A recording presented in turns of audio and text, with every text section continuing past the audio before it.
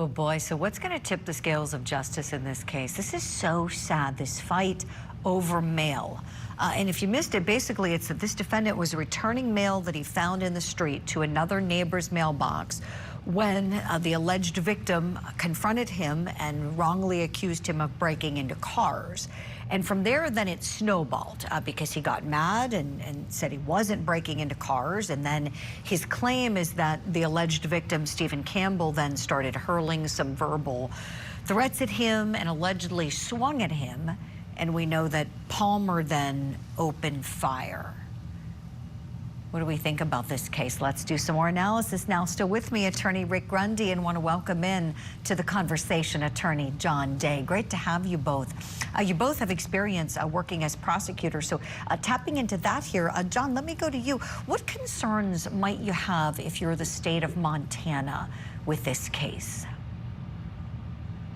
Well, you've got to defeat the defense strategy, which is the defendant saying, boy, I was in danger, I was in fear for my life, I was in fear for, some kind of significant injury. And so the prosecution is anticipating that. They're trying to knock off all the foundations that the defense is going to put up for the self-defense claim.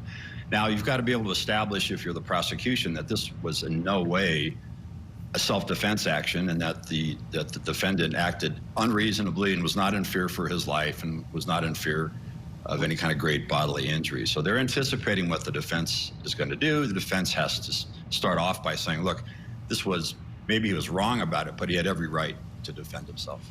John, appreciate it. Let's talk about the optics. And for anybody just tuning in, we do this with every single defendant, every single trial.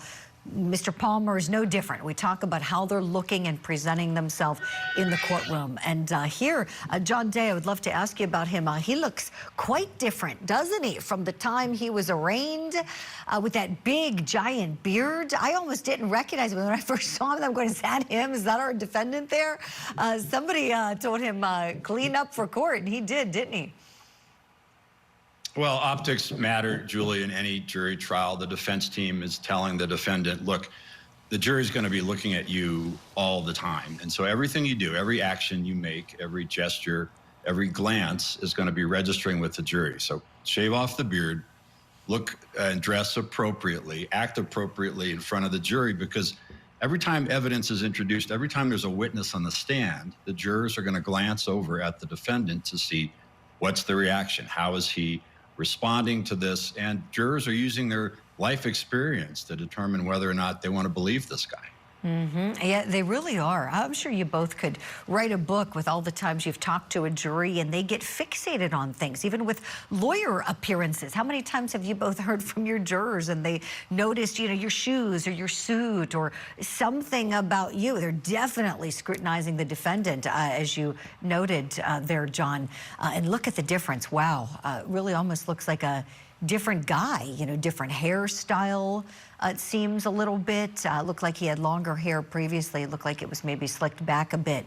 Here, shorter haircut, and that big beard, it is gone. So here's what we're going to do. We're going to keep analyzing this case. We got some more testimony to show you. Live court just minutes away. We're getting ready for the judge to take the bench and the jury to be brought in.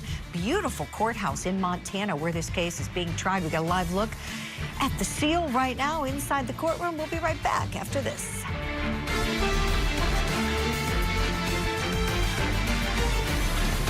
All right, so let's ask our legal analyst guests what they thought of the opening statements. With me, Rick Grundy and John Day. Okay, so your impressions of the opens, anything you'd like, didn't like, some feedback if you would, please. John, your thoughts.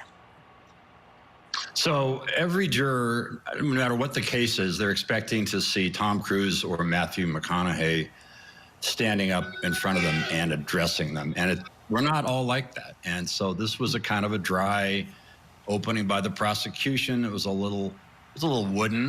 It was a little direct. It was a little boring. But at the end of the day, the prosecutor's getting across what she wants to. The defense opening, it's a little, honestly, it's tough when you get interrupted by your co-counsel with the note and you got to correct yourself.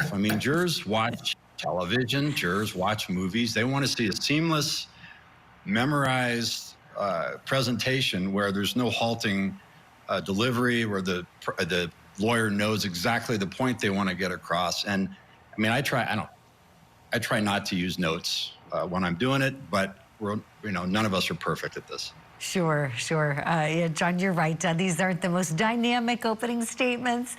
John Day, big thanks to you. We'll be right back.